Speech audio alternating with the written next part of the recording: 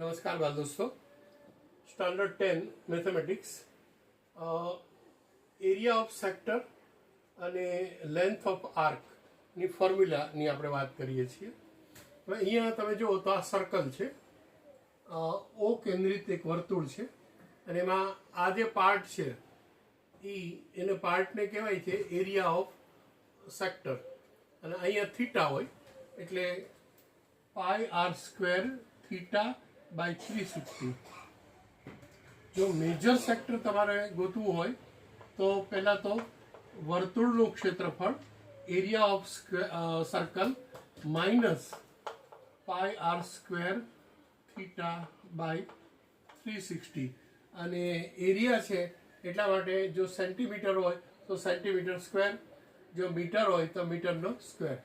અને length of arc જે છે ઓ કેન્દ્રિત વર્તુળ છે એમાં અહીંયા એ થી બી સુધીનું જે ડાર્ક બતાવેલું છે એ લેન્થ છે। તો length of arc is equal to pi r theta by 180। અહીંયા આ થીટા છે એ એંગલ આપણે બતાવવો પડે અને રેડિયસ એની બતાવવી પડે તો આપણને આર્કની લંબાઈ મળે છે। અને આર્ક છે એ લેન્થ છે, જેમ સરકમફરન્સ લેન્થ છે એમ આર્ક પર લેન્થ છે એટલે એનો unit centimetre, metre etcetera. Length of major arc, તો મેજર આર્ક હોય તો જે ટોટલ સરકમફરન્સ છે એમાંથી માઇનોર તમે બાદ કરો તો તમને મેજર આર્ક મળે છે।